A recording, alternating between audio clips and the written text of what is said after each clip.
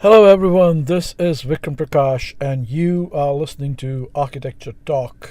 It's September 2022 and we are coming back online after a little break over summer, and I am trying to create a new format for the podcasts with extended conversations over several episodes with a series of people. I hope you will enjoy this format. We will continue to bring in a few episodic guests, and if you have any suggestions or would like to recommend yourself for that, please do not hesitate to get hold of me, vikram.prakash@gmail.com. Today I'm speaking with Ambrose Gillick, and this is part one of a two-part conversation. Ambrose is a fantastic faculty here in the UK, and today I'm going to talk to him about the diversity of the work he does. He works on issues of the sacred, he works on community participative design, he works on postmodernism and a series of allied issues.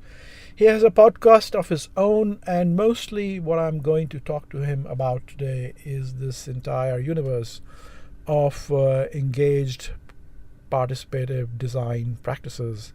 His experiences with that, his thinking about that, his critiques of that, and his thoughts on its relationship to what we would, I suppose, call architecture with a capital A. I hope you enjoy this conversation. Looking forward to this new season. Here we go. Architecture is really the art and science of turning fiction into fact. Sometimes kind of real architectural life interferes with intellectual architectural life. There is no such thing as architecture. Well, welcome to Architecture Talk, Ambrose. So delighted to have you here. Thank you for having invited me earlier for your podcast with Maristella and Daniel for featuring our book. But I'm very delighted through that process to have got to know you. I feel like we are connected in the sort of ethosphere or something. Mm-hmm. Because as I read your bio and as I learned in our conversations, you worked with and know my very good friend Sandeep Virmani. I know Sandeep Virmani, yes. I understand early in your career, I suppose after the earthquake in 2001, you went down to Bhuj, which is, out there, which is far away in Western India. But particularly after the earthquake, it would have taken a lot of effort to go there. And I know that Sandeep Vermani and Hunarshala and Sahajivan, the organizations that he has over there, are very committed to liberation theology, I guess, and the kind of thinking that comes out of it, participative design. And they reconstructed, were part of the whole reconstruction process. So may I ask you to start off with saying what the hell were you doing in Bhuj? What drew you there, and what is your interest in this topic? Well, thanks. It's a nice introduction. I trained in architecture, and first of all in Manchester. I did my undergraduate studies in Manchester, which was a very kind of an education in rigorous architectural design, particularly around context and continuity. But I had moved more towards environmental architecture and sustainability under a professor called Greg Keefe, who's now a dean at, I believe, at Queen's University in Belfast. And I had gone down to London, as most young architects do in Britain, to do my part one. And I'd worked in very kind of high-end residential architecture for the, what do they call them, ultra high net worth individuals. Which was... Yeah, we've got a whole bunch of those here in Seattle, right next door. I can see them. Yeah. Yeah, like really well. Oh yeah. And so the kind of architecture I was doing there, and at the time I was seeing a lass who was a bit of a radical socialist, and we used to spend our weekends in London visiting various forms of post-war social architecture. And we used this book, which is one of the greatest architectural guidebooks, called Ian Nairn's London. And Ian Nairn's London is hilariously opinionated review of post-war architecture. So we used to go around looking at schools and tower blocks and housing estates and various things like that. And it kind of inspired a change in my kind of perspective. I'd been, I suppose, pursuing architecture in a fairly desultory sort of way. It was, you know, you make this decision in Britain at a remarkably young age what you're going to study, and you have to kind of spend a few years trying to work out how you're going to get there.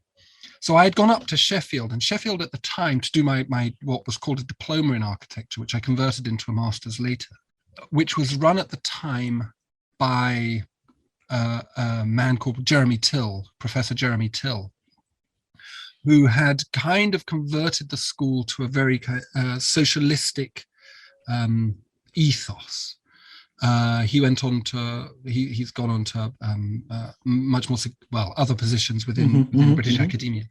And we did very socially orientated architecture. And in the first year there, I did a kind of a small scheme in a coastal town based around kind of popular culture. And I was quite interested in that, engaged with books like Denise Scott Brown's Learning from Las Vegas, Robert Venturi's Learning from Las Vegas, starting to get my head around the idea of vernacular taste and this idea of a kind of a non-pedigreed architecture, which I found very fascinating, and it kind of chimed with a lot. So my father was a theatre set designer and maker, and so my No ways, really? Yeah, so my childhood... As was my father. He worked... Oh, was he really? Yeah. Anyway, go on.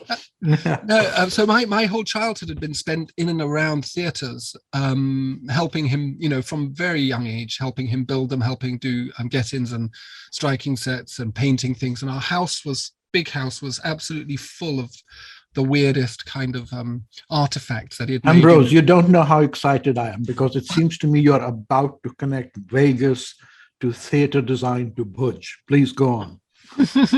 I'm going to leave that connection for you. Yeah, so I mean, we had Bugsy Malone's splurge guns. We had the original hats from the original stage production of Bugsy Malone in my house. So we, you know, the child-sized trilbies and fedoras, and it was very, very strange and funny experience of a childhood. Very, very creative, not particularly lucrative, but very creative. And anyway, so I had gone up to Sheffield to do this kind of to look more at the social side of architecture. And in my final year of my diploma, I had studied under a professor called Doina Petrescu, who was not an architect as far as I know, but was a philosopher who herself had trained under, I think it was Jacques Derrida.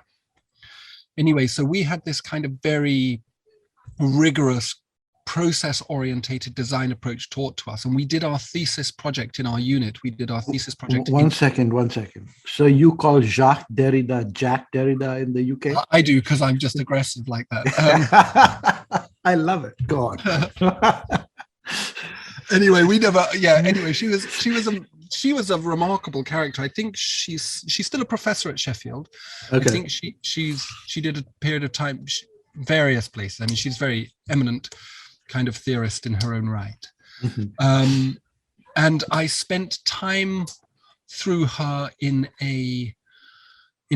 one of the places that she stays is in northern Paris, and we did a short project with a community of there based in the old Gare du Nord station in northern Paris, where we stayed in the train sheds, these enormous train sheds, and we lived in there for a couple of weeks, and we built things for the local community, much of which was first generation migrants to France from, I assume from the French, the original French colonies, so from Africa. So that we did a lot of making through that process as well. So we designed with the community and made stuff with them. Yeah, 1 second, Ambrose. So you're tracing a kind of a interest via education and faculty and sort of learning from professors. And we're both teachers, so that's good. But it's a two-way process, right? I mean, you've got to have an interest, and then the faculty can interest you, right? Yeah. Is there anything in your biography, even prior to that, sort of that predisposed you to this and to move away from billionaire housing to this? There was one thing that I touched on when I was an undergraduate. I read a piece by Leon Krier. I remember it very distinctly. I remember exactly where I was. I remember I sat opposite my then girlfriend and her extremely pretty friend. And I was reading this book, and Leon Krier talked, and I might have got it wrong, but he talked about the city as a theatrical set, like great cities had this effect of producing theatricality, that they framed they framed civic behavior in a way like theatre sets do, which is to say that they both ornamented the scene, but they framed activity. And I was enticed by this because of my background, my father's work in the theatre. I thought this was a really beautiful and elegant idea. And I found that in a way that's what some of that more radical stuff from the 1960s on onwards had been, to me, been talking about. This idea of an architecture that is both anonymous in a way. It's not the subject of the urban conversation, but is also incredibly dignifying and enhancing to action. And I found that that was, for me, one of the things. And the other thing, of course, my father was in regional theatre. So he wasn't a theatre set designer in London, which is a different game altogether. He was he did a lot of regional theatre. So that meant producing things for popular productions. Sometimes some higher end stuff. He worked with a very good local theatre company for a while where they did a lot of Shakespeare, but they also did things like Ibsen and Isherwood and Pinter and plays of that kind, where he could be more realist. I see how this connects. There was a great emphasis on populism, a great emphasis on normative taste. And my father's from a working class background, and that's where his heart lay. And I think that we got that from him. We got that idea that the public taste is what you might describe as vernacular taste is good. And that and we were surrounded in our house by paintings, prints of paintings by all of the masters. And my parents themselves, when they had first got married, were printmakers. They were screen printers. They set up and ran a very successful screen printing business. So we're surrounded by that kind of language, of visual language around, I suppose, normative. Normative is probably not the right way of putting it, but just kind of everyday. Every day, the ordinary. Yeah. I mean, it's funny again. My father was big into what he used to call the common man, the architecture for and of the common man. How did your father parse Shakespeare and street theater or Ibsen or what was the relationship between those two for him or for you? I mean, and we've talked about this, I think, in our previous other conversation also, but like, is there a relationship between the two, or are there two, or is the relationship antithetical?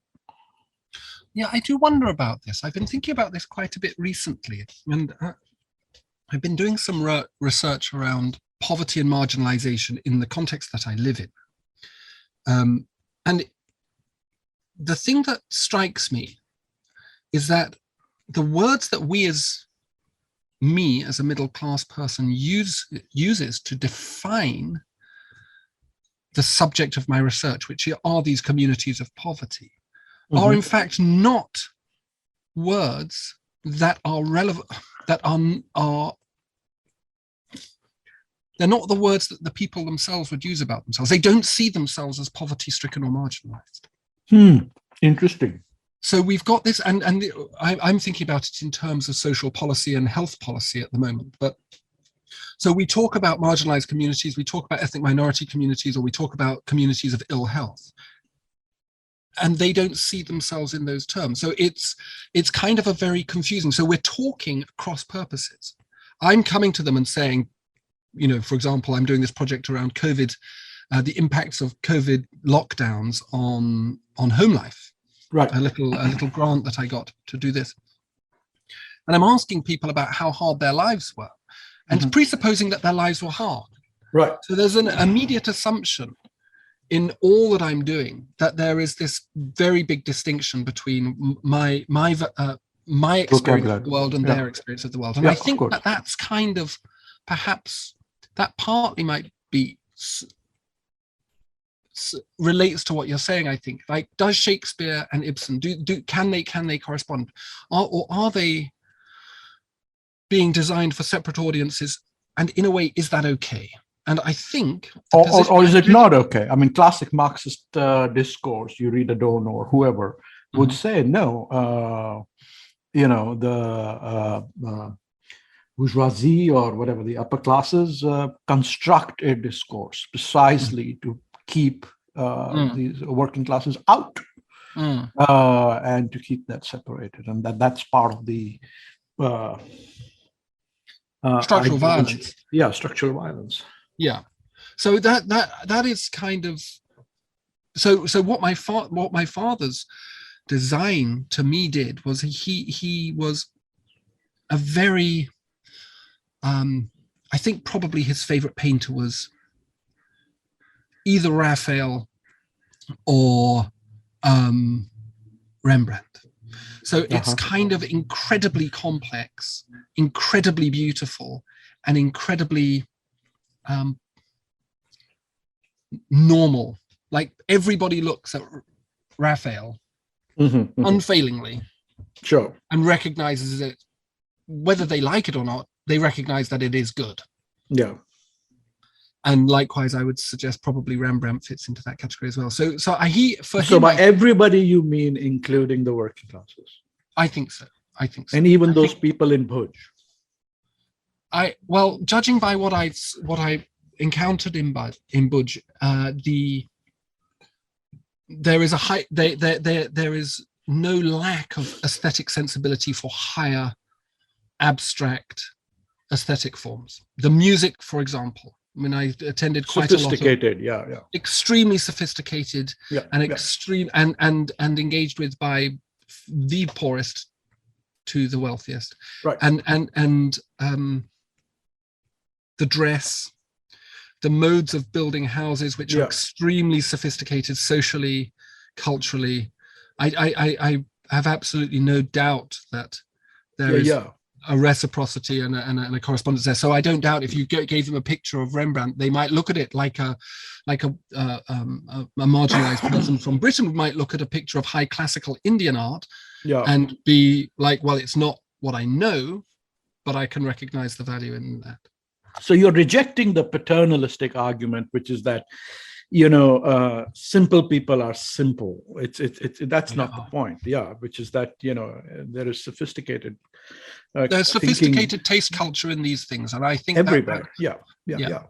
And I think that's, so to go back to how I got to where we got to, I moved after diploma. I moved to Mexico with my girlfriend at the time. We had got engaged. She was Californian, and we decided we would get married rather than try and do a long distance thing. So we moved to Mexico, and it was very interesting. I was writing whilst I was there, and we met with the Zapatistas. I actually got to meet Subcomandante Marcos, which I think is pretty okay. So we stayed in Merida in the Yucatan, which was a bit too hot for someone as pale as me, but it's fantastic. I've been there. Yeah, absolutely glorious. But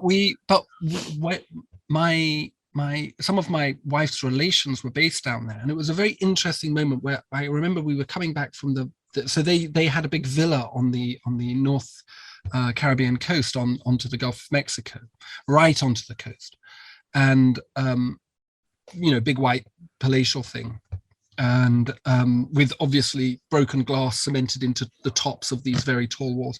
And across, we were coming back from the village, my girlfriend at the time, my now wife and I, and it was on a Sunday, and on the other side of the dirt track that ran outside these villas, there was these small sort of self-built homes where essentially the servants of these big houses lived. And outside, and they were very small, and they were very scruffy, and they were very poor. And there was this man, and he had this beautiful horse. he lived in a tiny rundown house, and he had a beautiful horse, and it was Sunday, so he was giving children a walk around on this beautiful horse. And I thought this is a very interesting idea about values, about how to value things. And this is possibly the starting point for my academic career, was just looking at that and trying to work out how that happens, how you can have, for example, such extreme inequality and be comfortable with it for a start, but on the other hand, how a value system like that can be so different amongst two people. And that was kind of, so I started looking more closely at vernacular architecture, and I did a little bit of research into some indigenous American tribes people up in the Oregon, California border, the Yurok Indians up there, met with the Yurok Indians and looked at some of their indigenous architecture and wrote about that, and then kind of continued to pursue this idea of the high cultural complexity and social complexity that is built into vernacular architecture, that the vernacular architecture represents, and started to use that as a way of reflecting back on the models of housing that we had in the West, or in Britain for certain, in the post-war period, imposed, and started to use it as a kind of device for interrogating whether they were successful or not, whether they permitted people to manifest their own value systems, the man taking his children for horse rides on a Sunday, or not. So that was kind of where I got to with that, and I pursued that ever after. Really, that's been where my heart's lain. This idea of normative values and normative taste. What did you learn from Bhuj? So I ended up in Bhuj because I put in a proposal to do a PhD. I was living in Korea at the time, South Korea, and I put in a proposal to do a PhD, and I wanted to look at self-build as a mechanism for enabling, not the Walter Siegel method, but the way that self-build was enabling people to self-define their own kind of value systems. And I got taken on by a man called Professor Simon Guy, who's at Lancaster now, was at Manchester, and my co-supervisor was an economist called Diana Mitlin, Professor Diana Mitlin, who's at Manchester still. And I was kind of shifted. I had actually intended to look at the British context because I hadn't planned on moving. I just got married and my wife was expecting a baby, and I didn't want to go abroad, particularly at that time. But I got moved into looking at the Global South, and I was unsure about that because I didn't feel like I could probably have anything meaningful to say. My experience in Mexico had suggested to me that I wouldn't be able to say anything particularly profound or useful, or that someone there wasn't probably going to be able to say much better. So I was a little bit cautious about that kind of neo-colonialist thing that can happen in academia. Of course, yeah. So how did you overcome that? Well, how did I overcome that? God. So anyway, I ended up in Bhuj. I had a friend there called Prash Solanki, and Prash, his parents had come over from Gujarat, actually. They were Gujaratis and lived in Leicester in Britain. And Prash had gone out after his architectural master's degree to work in Tamil Nadu after the devastating tidal waves, the tsunamis, and then had moved on up to Kutch to look at Bhuj, to work with Hunashala. So I think he'd met Sandeep Vimani and Sushma Iyunga there, and Vivek Rawal. I don't know if you know Vivek. He is based in Ahmedabad. He runs a company called People in Center, which is a kind of architectural engagement group in Ahmedabad. He's a wonderful man. Mm-hmm. Anyway, so and Prash had invited me out. So once I was going to do the Global South, then I thought I would go in through a gatekeeper that I knew, and I kind of did this ethnography there. And in Bhuj, I found it. I mean, India is my first experience of India. India is like nothing else on earth. I mean, difficult to get your head around, probably even for someone who's lived there all their life. So I did as much as I could in terms of preparing myself. And then when I landed in Mumbai and took the train from Bandra station up to Ahmedabad, I was sort of allowed it to flow over me, because I knew I couldn't compete with it. I couldn't intellectualize it. You know, it was a thing that needed to be experienced. So that's how I kind of did Bhuj, and I settled on these 3 settlements. So one was called Satanaga, which is was a relocation settlement on the edge. Oh, it's a modernist settlement. Yeah, sort of quite modern. Yeah. Yes. And they had been doing so. Hunashala had been working there. So after the earthquake, they had this plan for Bhuj, which is a beautiful jewel of a medieval city, incredibly dense. Yeah, yeah. Gorgeous place. And the army had come in with the development trusts, development groups, IMF and World Bank and Bill and Melinda Gates, to create, and the Gujarat state and the national government to kind of modernize it. And one of they opened it all up and made it fire accessible. That's right. Because one of the things that they had noticed was that when the building started to shake in the earthquake, the 2001 earthquake, people were running out of buildings and they couldn't actually get away from the buildings. So they got crushed in that. But there was another aspect to it. So the week before I went out there, Satanaga itself had been raided by the Indian military because the Mumbai terrorist attacks had happened, and the terrorists had been, some of them I do believe, had been found to have stayed in Satanaga. So, really?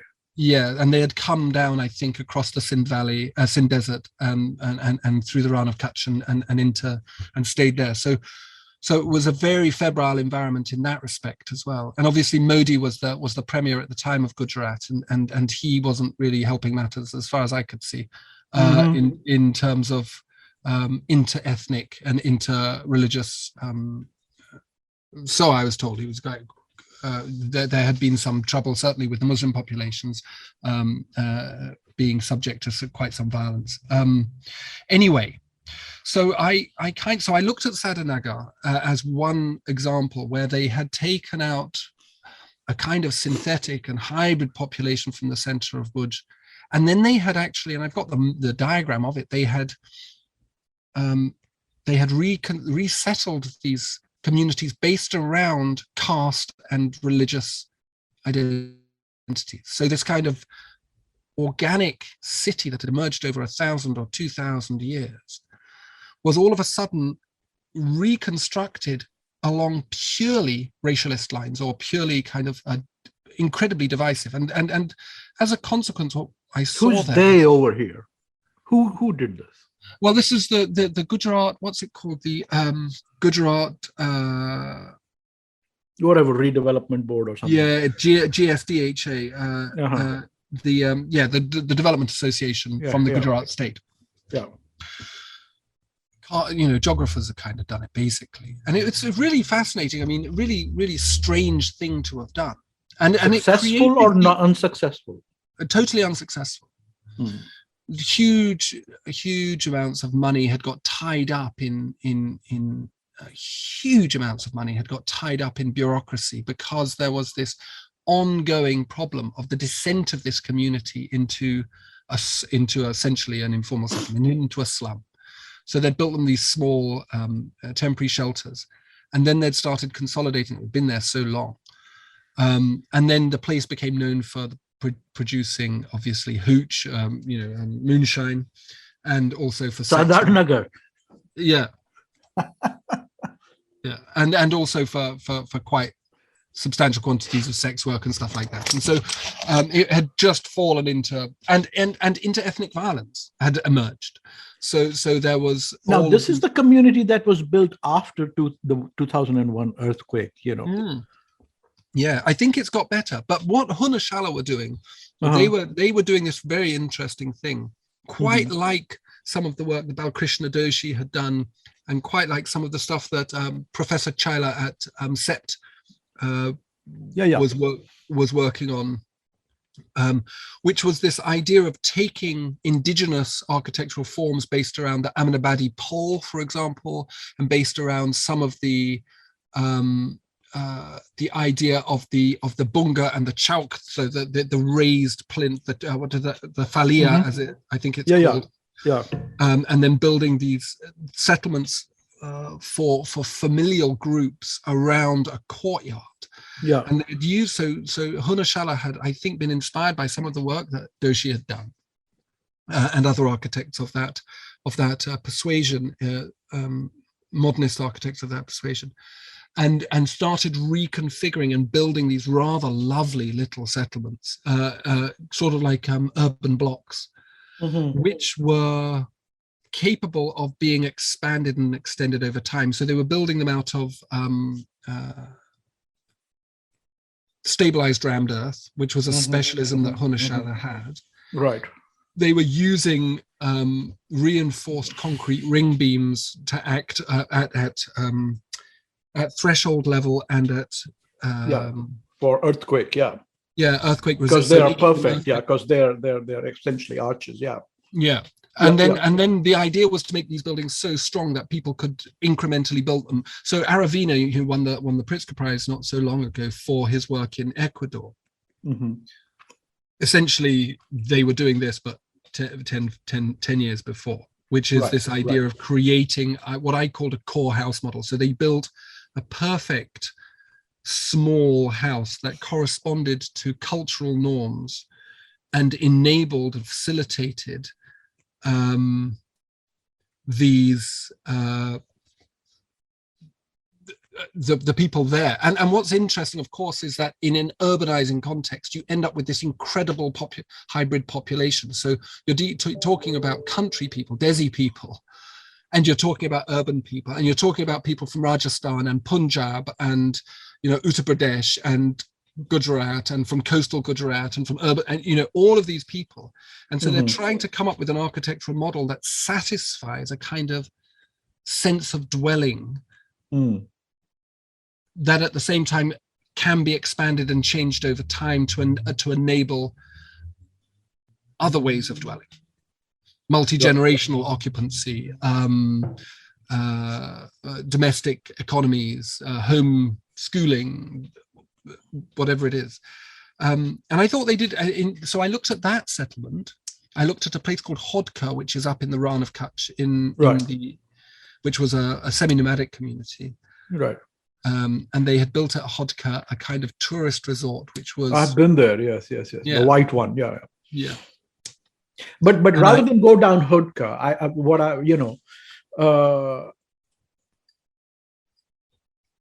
in terms of working process and I suppose design ethics, what are the continuities and differences between the kind of processes they're using, let's say at Hunarshala or in the global south and these in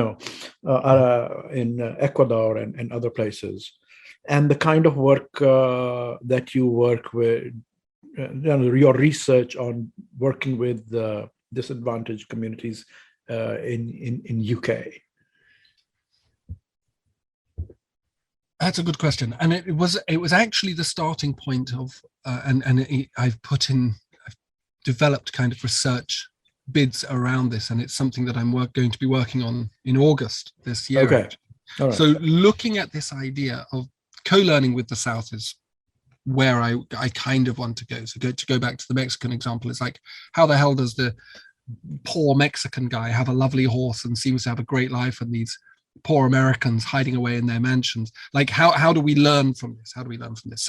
So what I found, what I think is true, so in terms of participatory practice, as I saw it in India, is that there was an assumption that the values of the communities themselves were robust and meaningful and should be maintained. Right. And I think that's true and proper. I think that's fair enough. The evidence would suggest that was true. And more to the point, there's a very good American academic called Alexander Salazar, I think. I don't know if he's now just an architect or so, but he wrote some very interesting work after the Maharashtra earthquakes, where he was looking at what happens when you impose housing models on people. And basically, and this is what they found in Bhuj, I think, in Satanaga, is it always fails.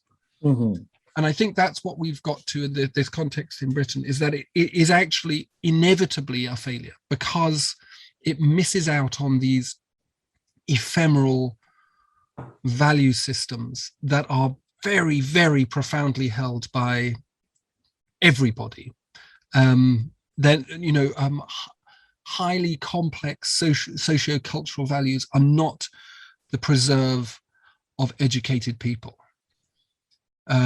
And if you try and go into an indigenous poor community that's had their lands laid to waste and just give them a concrete box, it will fail 100% of the time. And this is what we found doing. So I was working with a chap called Lee Ivett, who teaches at the University of Central Lancashire. He runs the undergraduate program there. And we ran a practice called Baxendale. And we did a lot in Glasgow in Scotland, working out of Govan, which is notoriously quite a dicey area, but I thought it was lovely. I got red hair, so I kind of blend in. So I can get away with a bit until I open my mouth.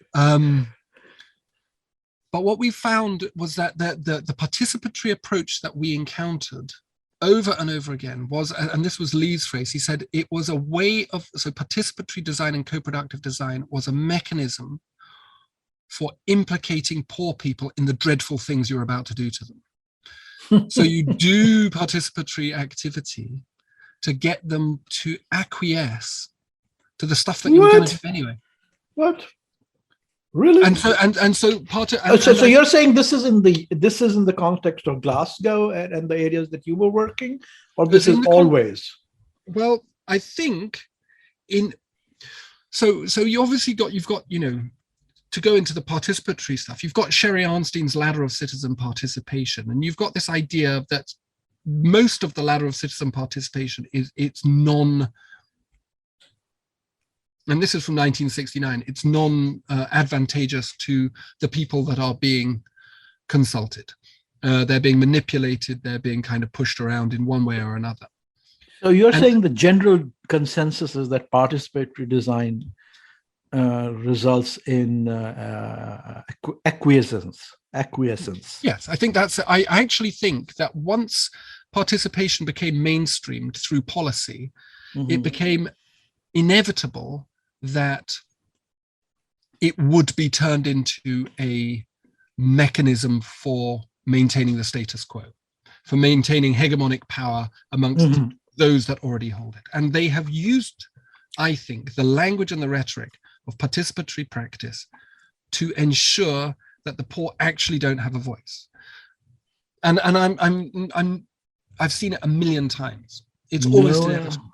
Wow. And I think that that's what's done. So the way that you do, much like a lot of architecture uses kind of sustainability as a way of kind of not doing sustainability, but they can play that game. Whitewashing stuff. Greenwashing. Yeah. I think they do social washing. So we were employed a couple of times to be the kind of social contact for other projects where we were called in to do some engagement. And then that would be used as evidence that the project that was going to be done anyway had consulted the public, and it hadn't consulted the public. Yeah. I've seen this kind of bullshit, so many times. Yeah. I mean, at so many different levels. We have a lot of sort of public review processes here in Seattle. I mean, it's not participative or consulted, but it's clear that these are all set up simply to be able to say we consulted. Yeah, exactly. And in a way you kind of understand it, but what the problem with it, I think, is in the rhetoric of it itself. It becomes disempowering when you go to people and say, what do you think? And then you ignore them.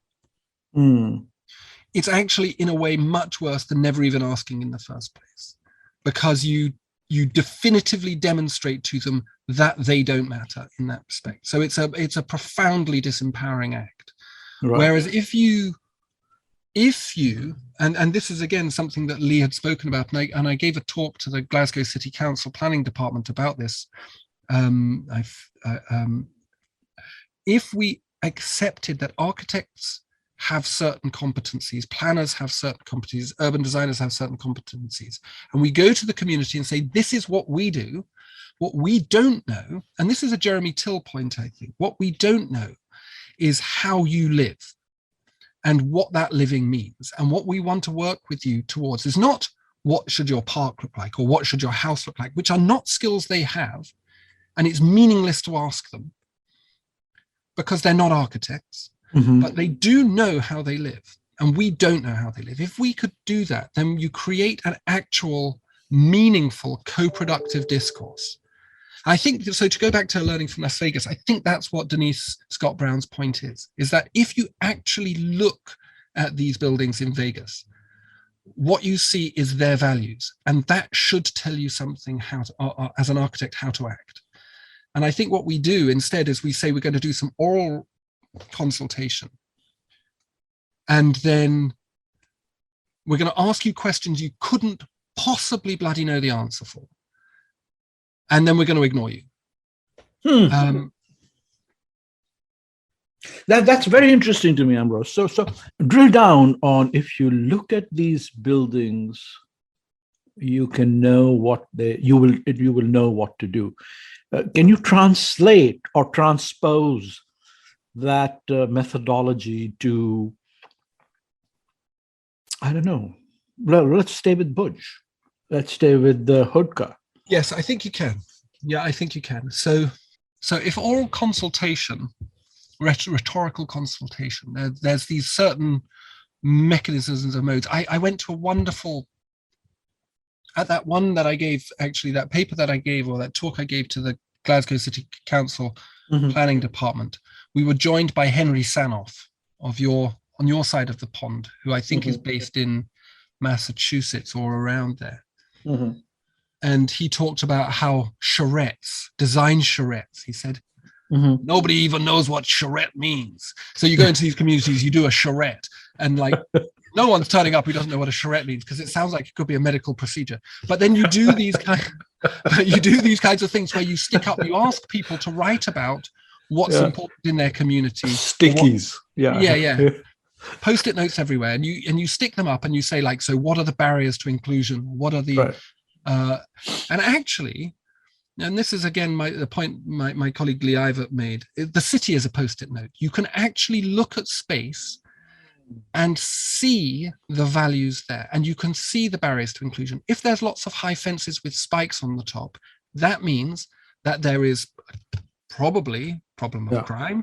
There's probably a problem of antisocial behavior, youth drinking, various other things. But then if you look at, say, for example, if you go to in a more benign example, or the number of dustbins on the street, if there's no public waste bins, the streets will be full of rubbish. Now, if there's no public waste bins, it means that the bin men never come, which tells you a huge amount about the relationship between that community and political authority. It also tells you a huge amount about the way that political authority, the likelihood is that there are many people there that don't, for example, pay council tax or city taxes, so they're not being represented. And you can probably assume then that the police don't go around there very much. If you see lots of heroin needles around, and you do see this in certain cities in Britain, you can make other assumptions. But likewise, if you go into a park and there's a children's playground, and all of the toys in the children's playground, the seesaw and the swings, are made to look like they could resist a nuclear bomb.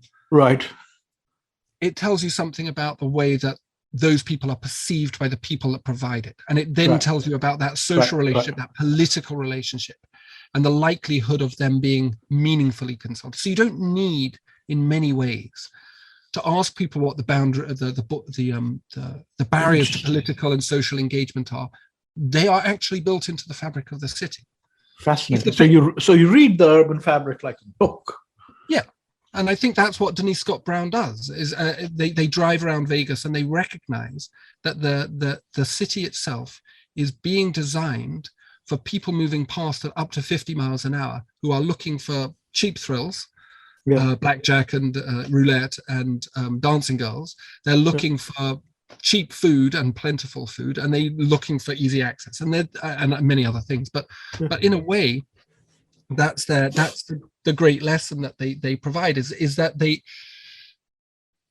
develop without saying as much, because they're very good writers.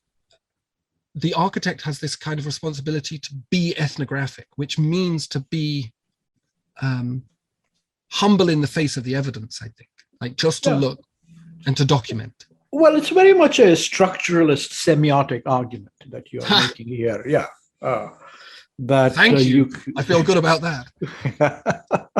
I mean, so sure. Yeah. I mean, all of this, certainly Denise Scott Brown and Robert Venturi are based in structuralist thinking, which comes out of anthropology, Levi-Strauss, et cetera, connected to the idea that you can read everything. Yeah. Of course, one of the things this led to is things like the pattern language and Christopher Alexander, that if you can read it, then you can also write it. And then there must be a way to produce beautiful sentences, so to speak, and which comes to Leon Creer and the whole new urbanist kind of a thing. Yes. Which is that, well, in which case we can probably produce, and even potentially if you go stay with, who was it, Hodemaker or,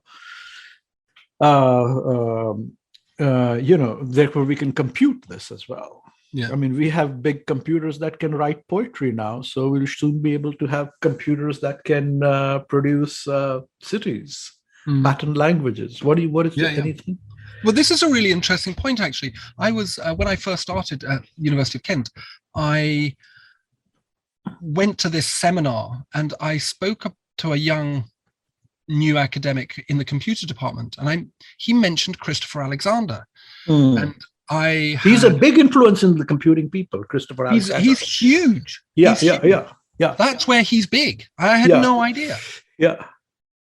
This idea of creating, I don't know what it is. I mean, I don't understand computing language, but this idea. But you know the basics. It's about producing algorithms that can produce patterns, that can produce a semiosis or semiotics. Yeah. Of happy cities. Yeah. Well, funnily enough, I'm going on holiday in a couple of weeks where I'm going down to stay just by chance near in a county called Dorset, and there's a little town there called Dorchester, and on the edge of it is Poundbury, and Poundbury is the Prince of Wales's new urbanist fantasy. Yeah. He's into it. I'm going to be 1 mile from it, so I'm going to go and have a great time for taking photographs of what this actually looks like, because I've never really actually come across it before. I've come across postmodernist kind of slightly ironic versions of it, but no, actually to see the real deal, I'm quite excited, to be honest. Which is and all this is the obverse of brutalism, where brute, béton brut was naked concrete, and the idea behind brutalism, if we stay with Allison and Switson's, etc., was to reflect the naked truth, which is that place is ugly, and there are asymmetries, and we are not gonna make a beautiful stage set. We're going to provide you with I'm just thinking aloud with these amazing provocations you've produced, which is that, there's Leon Creer's producing a theater for everyone. Doesn't matter. We can do it like we do stage sets. There is semiotics, reading the city, which is learning from Las Vegas or reading vernaculars such as those in Bhuj. There's pattern language, which reads to computer production of happy cities, because we can take the languages of semiotics, of complex cities, and then sort of reproduce them and to make fantastic cities. But then there's the other side, which is brutalism, which is like, well, the landscapes are, the city is a difficult place. And deep asymmetries are built into it, and it's a site in many ways of exploitation. And the first step is not to shy away from that truth, so that when we make our architecture, we're going to stay, the way I read it, kind of brutalist. And then there is the sort of classic modernist way, which is like, we know we have the expertise, and we're going to build Chandigarh or Veil Radius or whatever it is. So it's a fantastic spectrum. Yeah. It is a fantastic spectrum. I I don't know. So I would contest that idea around the brutalists. I think that they're obviously inspired by Corbusier and by the possibilities of the material itself, the magnificent qualities of concrete. I think this gets completely lost in all of this chat about sustainable architecture.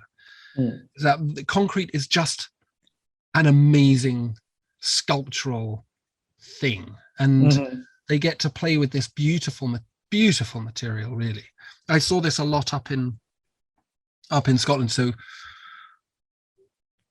towards the end of my PhD, I got a pre-postdoc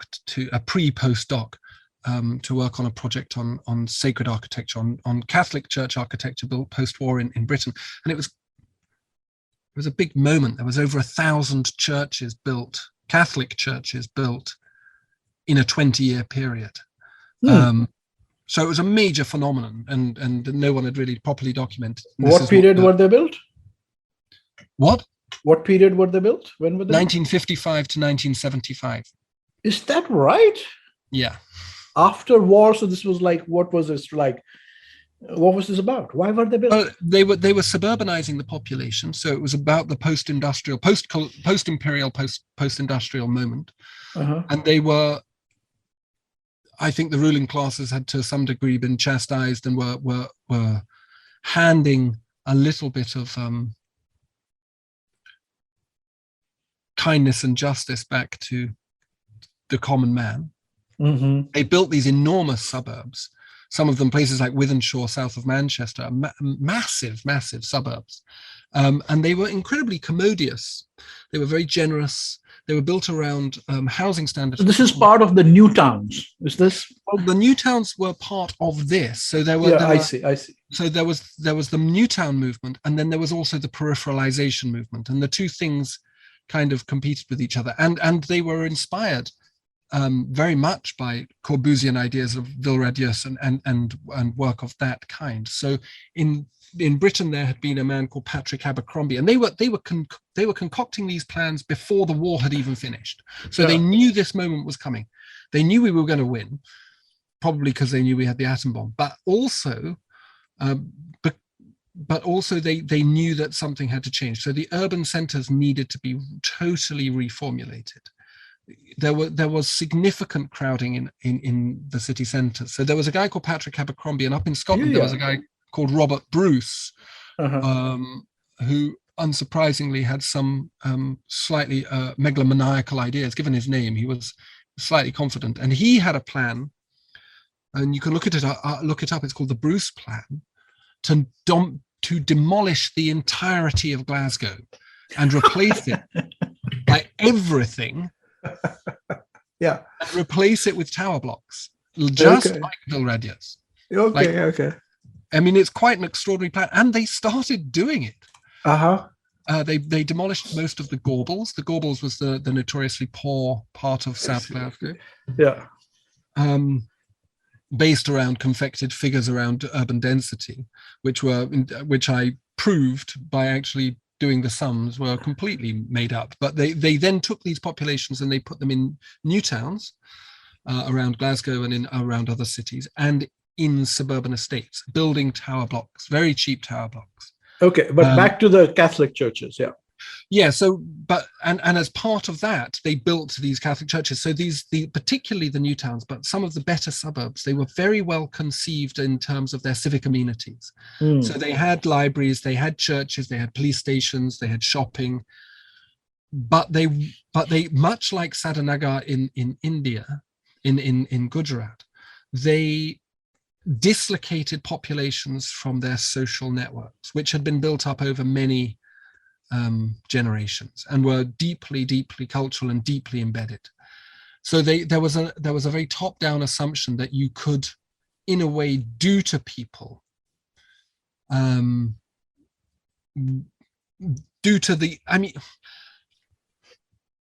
I think this is my reading of the situation, and it was a point I wanted to come to when we spoke on my podcast, which was this idea that, and I think I might have mentioned it, no one has really interrogated post-colonialism from the perspective of the colonizing country.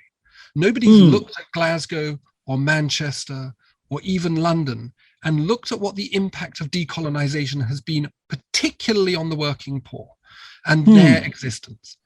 And my assumption here is that colonial spirit, that middle-class bourgeois colonial spirit that characterized the British imperial mentality was reconverted back onto the British people, and they were treated like they had been treating Indians and Africans and indigenous Americans and Australians and so on and so forth. And they started shifting them around. Anyway. Interesting. I mean, that makes complete sense to me. Yeah. Well, first the treatment of Scotland and Ireland, but then in general, the treatment of the working class. Yeah. And it was a point that Prash Solanki made to me, which is that and my PhD second supervisor Diana Mitlin made this idea around informality, for example, in informal settlements. The only characteristic of informal settlements that is actually meaningful is lack of tenure. That's what an informal settlement is. That's the definition. The UN Habitat definition is settlements which lack legal tenure. It's not to do with quality of the building. It's not to do with self-building. It's not to do with anything else. It's just legal tenure. And what you have in these communities in Budj, what is demonstrated when a state agency funded by an international body can come in and shift people is it totally disenchants them from the idea that they are embedded within a community or a society. They are, in fact, just cattle to be moved around. And I think the word, who is it? Talks about disenchantment as a characteristic of modernity. But I think it disenchants the social contract between the vulnerable or the marginal and the center of power, the power center. So I think this is what happens in Satanaga, is that people think they're part of a society. An event happens, which is very unfortunate. And what is demonstrated to them is that they don't even have the right to choose where they live, which is the fundamental right. I mean, after life itself, it is the fundamental right to be able to choose where you live. And if you can't choose where you live, I mean, to hell with everything else. And I think, so this is what happens, I think, in Glasgow as well. And I met loads of people who would get to stay in a house for 2 years, and then the housing association, local authority, would move them on, give them a new house. And this is baffling to me. What does this actually do to you as a person? Like, how do you embed yourself in a community? How do you build meaningful social relationships, social networks? How do you fall in love? How do you make friends? How do your children make friends when you don't know whether you're even going to stay there? I think that's something that architecture could have some play in. Anyway, so these post-war settlements, they built these fantastic churches, and there were some amazing architects involved. And the one that we had started on was the great Scottish brutalist architects Gillespie, Kidd and Coyer, GKC as they're known colloquially. And they built these magnificent brutalist churches, extraordinary monolithic neo-vernacular, in the same way that Ronchamp by Corbusier or La Tourette by Le Corbusier has that kind of vernacular sensibility, that kind of primitivist sensibility. So, for example, they built a church of St. Bride's in East Kilbride, just south of Glasgow, which was a new town. Absolutely extraordinary piece of work. A better one, I think. It's basically a brick box, but it's enormous brick box with this louvered ceiling and these walls that are sort of like a proto-Trombe wall. They're a waffle wall where the light comes down through the top of the wall and then is deflected through these oblique windows. So it's got a very Corbusian quality to it. For sure, yeah. There's another one, St. Patrick's Kilsyth, which is even better, which has got this kind of roof that almost hovers above it. And it's, again, these extraordinary things. And I think that they are very inspired by the kind of turn towards indigeneity in later, early postmodernism, later high modernism that you see in Corb's work. So if you're reading these as a kind of indigeneity, you even use the word vernacular and primitive connected with these churches and brutalism and Cobb's, La Tourette, etc. Compare and contrast these churches with the tourist building that Hunarshala made in Hudka. You remember the white one? How would you compare these two simply as architectural objects? Read them for me, as Denise Scott Brown would. Hudka is, in a way, it's kind of, Hudka is Hunarshala being very clever, because what that community needed, what Hunarshala were attempting to do, was working with the panchayat and working with the elders of the community. They were trying to provide them with a sustainable income so that their young people would stop urbanizing and give their community a future, because obviously the urban drift of India is emptying out these traditional communities. So it was, in a way, there's I don't know where he is now. He was at Glasgow, a chap called David Featherstone. He called it the aestheticization of everyday life.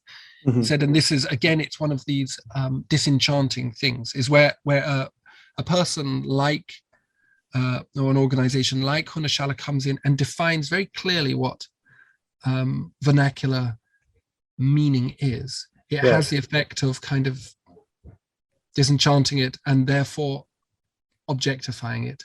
And it becomes, people move away from it, they wander off from it. So Hunarshala had this very complicated balance, and Sushma Iyengar talked about this. Like, how do you actually balance the competing interests of maintaining indigenous communities in their beauty, in their complexity, but also providing people with access to the resources that modernity, the glorious resources of modernity, mobile phones, healthcare, dental care, I mean, God, the greatest thing on earth, education for young women and girls, all of these things. Is the architecture itself capable of, is the architecture a product of a patriarchal system? And that was one of the questions that Abhiyan K and Sushma Iyengar's group, Abhiyan, were contesting. So you're reading Hudka as a kind of a strategically constructed sales job, marketing product. Yeah, and what was interesting is that over the road from the endogenous tourist resort, as they called it, they had also built a much more simple neo-bunga made out of rammed earth, stabilized rammed earth with concrete ring beams for earthquakes, and with desi tiled roofs. Actually, no, not with desi tiled roofs, essentially a modern tile roof, because there's this ecological problem going there, but with the lack of grass to make properly thatched roofs. So you've got these little kind of, what was really interesting is they built them these little round bungas in a kind of traditional style. And then what they ended up doing, and I noticed this, and this was one of the kind of things that I learned during my PhD, was that they themselves, when we came to visit, would entertain us inside these bungas, but they had also built themselves a totally indigenous one right beside it. So they didn't use the original bunga, because the neo bunga in the same way that they used their original bungas in their original houses, because they didn't have the thermal comfort, they weren't their own, didn't represent them, so on and so forth. So what happened? That was how I was reading that. I was looking at these competing things. That Hunarshala, with all the best intentions in the world, were still outsiders, and they were still applying this idea of an aestheticization, and that, I think, is almost an insurmountable barrier, but at the same time, they enabled, and this is where the ideas of co-production come in, Eleanor Ostrom's ideas of co-production. So she's a Nobel laureate from 2007, I think. And she, in economics, for her work on common pool resources, but in her paper from 1996, Crossing the Great Divide, she talks about one of the things that co-production essentially does is it provides a framework around which lay people and institutional people can collaborate. And I think that's what Hunashala's genius was, is that they provided a house which was a mechanism for social empowerment and not necessarily, and it provided a mechanism for access to power rather than necessarily a perfect house. So the house was a tool for power. So that's kind of how I read it. How do I read the churches? Ambiguously. I think as architectural pieces, they were almost perfect, but I think as manifestations of common religious sentiment, they were meaningless, and they are almost all empty. So in 40 years, 50 years, they have gone from, so obviously there's been this decline in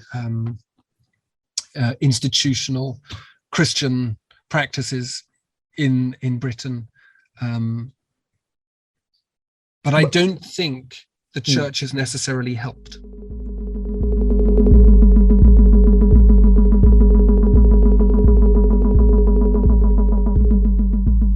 Thank you for listening to Architecture Talk. This is your producer, Mary Lee. We hope you enjoyed the conversation, and if you did, please subscribe and rate us on iTunes or Spotify.